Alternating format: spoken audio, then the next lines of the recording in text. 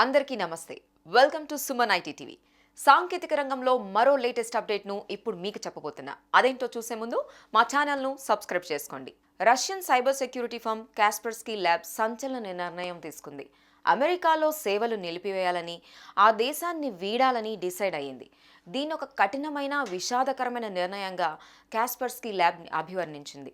ఆ సంస్థ ఇలాంటి డిఫికల్ట్ డెసిషన్ తీసుకోవడం వెనుక బలమైన కారణం ఉంది. అదేంటంటే రష్యా అమెరికాల మధ్య అనుకూల వాతావరణం లేదు. ఈ పరిస్థితుల్లో కాస్పర్స్కైపై బైడెన్ అడ్మినిస్ట్రేషన్ పలు అలిగేషన్స్ చేసింది.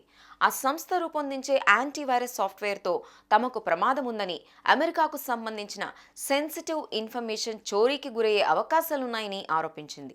ఈ కారణాలను చూపుతూ కాస్పర్స్కీని యుఎస్ఏలో బ్యాన్ చేసింది. గత నెలలో ఈ సంఘటన జరిగింది. దీంతో అప్పటి నుంచే అమెరికాకు బై చెప్పే ప్రాసెస్ను కాస్పర్స్కీ మొదలుపెట్టింది. ఆ దేశంలో కార్యకలాపాలను తగ్గించేసింది. అక్కడ పనిచేసే ఉద్యోగులను వెనక్కు రప్పించింది.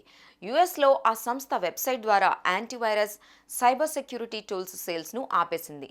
అమెరికన్లకు ఇవి అందుబాటులో లేవంటూ మెసేజ్ కూడా పెట్టింది. ఇకపై ఆ దేశంలో కాస్పర్స్కీ సేవలను పూర్తిగా ఆగిపోయినట్టయింది. చూశారు కదా, ఇవి టెక్ న్యూస్ కి సంబంధించిన విశేషాలు. ఇలాంటి ఆసక్తికర అప్డేట్స్ కోసం సుమన్ ఐటీ టీవీని మిస్ కాకుండా చూడండి. Thank you for watching this video.